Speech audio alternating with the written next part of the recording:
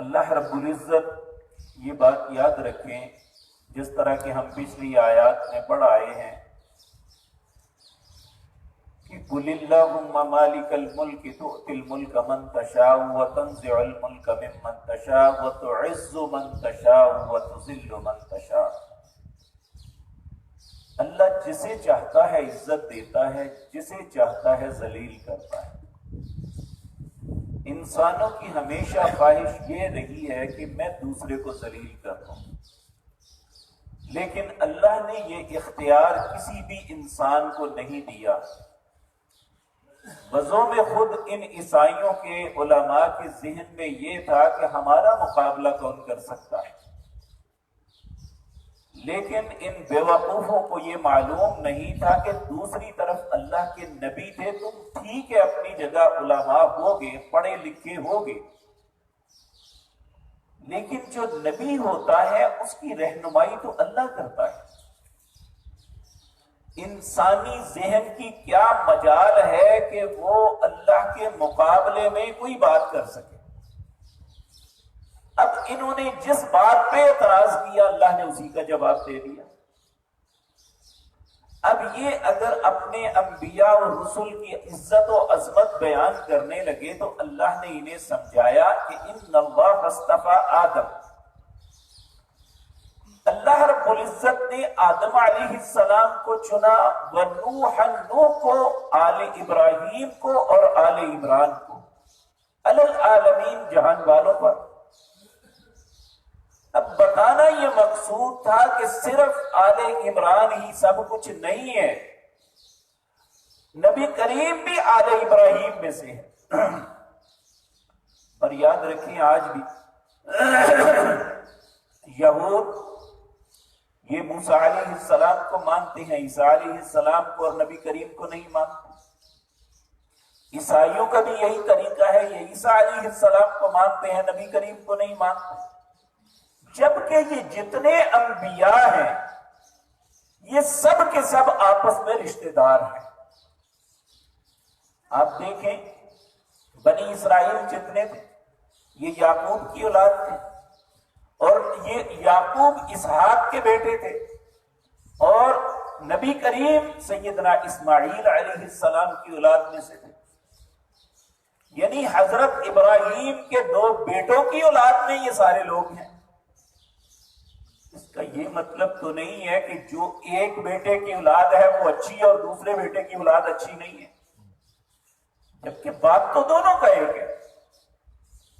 اگر عزت و عظمت کا تقاضا بھی، جس طرح بعض لوگ کہتے ہیں کہ فلاں خاندان ایسا، فلاں خاندان ایسا ہے، تو اگر خاندانی اعتبار سے بھی لگائیں تو وہ نبی کریم صلی اللہ علیہ وسلم بھی تو سیدنا ابراہیم کی اولاد ہے۔ جب انہوں نے یہ شو مارنے کی کوشش کی کہ ہمارے انبیاء یہ، ہمارے یہ، تو اللہ نے کہا آل ابراہیم کو بھی میں نے چنا ہے، اگر آل ابراہیم اسحاق کی اولاد ہے تو اسماعیل کی اولاد بھی آل ابراہیم ہے۔ اسی طرح آل عمران، عمران دو لوگ تھے، ایک عمران موسیٰ علیہ السلام کے باپ کا نام ہے، اور ایک عمران مریم علیہ السلام کے والد کا نام بھی ہے۔ یہاں سے مراد آل عمران سے مریم کے باپ کا، اور پھر اگلی آیات میں انہیں بتانا مقصود تھا کہ تمہیں ساری کہانی سناتے ہیں جو کئی باتوں کا تمہیں خود نہیں پتا، کہ مریم کیسے پیدا ہوئی، ان کے معاملات کیا ہوئے۔ اللہ نے فرمایا میں تمہیں بتاتا ہوں کہ جو باتیں وہ سمجھتے تھے کہ ہمیں کون جان، ہمیں کون بتائے گا، ہمارے علم کے سامنے کون ٹھہرے گا، تو نبی کریم صلی اللہ علیہ وسلم کو وحی کر کے اللہ نے وہ ساری باتیں بتا دی۔ وہ بتانے سے پہلے اللہ نے انہیں کہا ان اللہ اصطفیٰ آدم، اللہ نے سب سے پہلے آدم کو چنا، پھر اس کے بعد ان کی اولاد میں سے نوح علیہ السلام کو چنا۔ کس طرح کہ جب نوح علیہ السلام آئے تھے تو قوم کے لوگ سب کے سب کفر میں مبتلا ہو گئے، الا ماشاء اللہ چند لوگوں کے علاوہ۔ 950 سال تک نوح علیہ السلام نے اپنی قوم کو دعوت دی، توحید کی بات سمجھائی، جب یہ نہ سمجھے تو بالآخر نوح علیہ السلام نے اللہ سے دعا مانگی، رب لا تذر علی الارض من الکافرین دیارا، اے اللہ کافروں کا ایک گھر بھی باقی نہ چھوڑنا۔ اللہ نے سب کو برباد کر دیا، اب صرف وہ چند لوگ رہ گئے جو نوح علیہ السلام پر ایمان رکھتے تھے، تو اللہ نے دوبارہ نوح علیہ السلام سے انسانوں کو بسایا۔ اسی لیے انہیں آدم ثانی بھی کہتے ہیں کہ سب سے پہلے انسان آدم کی اولاد ہے، اس کے بعد ساری مخلوق کو اللہ نے ختم کر دیا تو نوح علیہ السلام سے دوبارہ پھر انسانوں کو پیدا کیا۔ تو نوح علیہ السلام کے بعد سب سے اولو العزم پیغمبر ابراہیم ہے، کہ ابراہیم علیہ السلام کی اولاد، ابراہیم کے بعد آپ کے علاوہ کسی کی اولاد میں سے کوئی نبی پیدا نہیں ہوا، سارے نبی حضرت ابراہیم کی اولاد سے پیدا ہوئے، یعنی زیادہ تر اسحاق علیہ السلام کی اولاد سے اور سیدنا ابراہیم علیہ السلام کی اولاد سے جناب محمد رسول اللہ صلی اللہ علیہ وسلم۔ اور جو اللہ نے عزت اور عظمت، شرافت، کرامت نبی مکرم کو عطا کی، سارے انبیاء کے مقابلے میں اللہ نے سب سے زیادہ عزت دی۔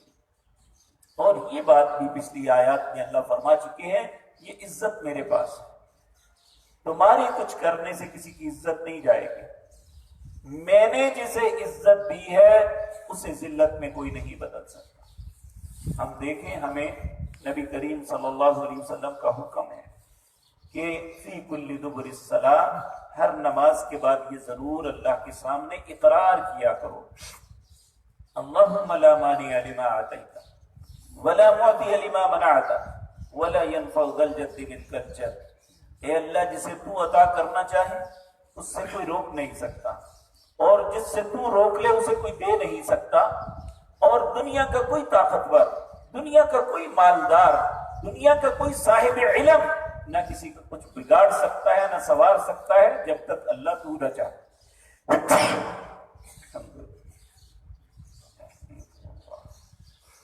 تو اس لیے یہ بات یاد رکھیں کہ ان کا بھی نظریہ اور آج ہمارے ذہن میں بھی یہ نظریات موجود ہیں کہ ہم سمجھتے ہیں جس کو چاہے وہ عزت کر دیں گے، ایسا نہیں ہو سکتا۔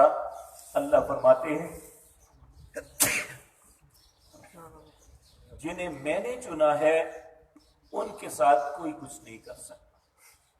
وآل عمران علی العالمین، اور آل عمران کو دنیا والوں میں چنا، پھر فرمایا ذریۃ بعضها من بعد، یہ سب ایک دوسرے کی اولاد میں سے ہیں، یہ ایک دوسرے میں سے ہیں، واللہ سمیع علیم، اور اللہ سننے والا اور جاننے والا ہے۔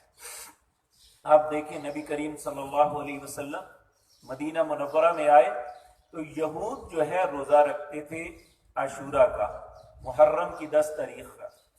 نبی کریم صلی اللہ علیہ وسلم نے پوچھا یہ کیوں رکھتے ہیں؟ تو انہوں نے کہا اس دن اللہ نے موسیٰ علیہ السلام کو فرعون سے نجات دی تھی۔ آپ نے جواب میں کہا موسیٰ میرے بھائی تھے۔ نبی کریم صلی اللہ علیہ وسلم نے فرمایا موسیٰ میرے بھائی تھے، میں تم سے زیادہ حق رکھتا ہوں موسیٰ علیہ السلام کی خوشی کا میں روزہ رکھوں۔ تو آپ یہ بات یاد رکھیں کہ ان کی قوم کے لوگ تو اپنے نبی کی مخالفت کرتے تھے، تو نبی کریم صلی اللہ علیہ وسلم نے فرمایا میں زیادہ حق رکھتا ہوں تم سے موسیٰ علیہ السلام کا۔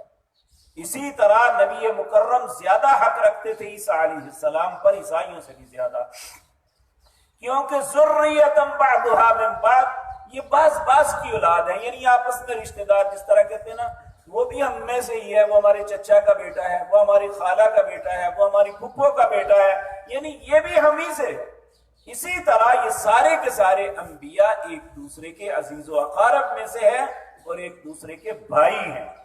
نبی اللہ رب العزت نے ان کے منہ پہ یہ بات ماری کہ تمہارا عیسیٰ علیہ السلام سے زیادہ تعلق نہیں ہے، یہ میں نے انہیں چنا ہوا ہے، تو ذریۃ بعضها من بعد، یہ بعض کے دوست ہیں، ساتھی ہیں، بھائی ہیں، واللہ سمیع علیم، اللہ سننے والا جاننے والا ہے۔ اس کے بعد عمران کی اولاد کے متعلق بتانے لگے ہیں کہ تم مریم اور عیسیٰ کو خدا مانتے ہو، حالانکہ ان کی پیدائش اس طریقے سے ہوئی۔ اللہ نے زندگی اور توفیق دی تو آئندہ مجلس میں آپ کے سامنے عرض کروں گا۔ اقول قولی ھذا واستغفر اللہ۔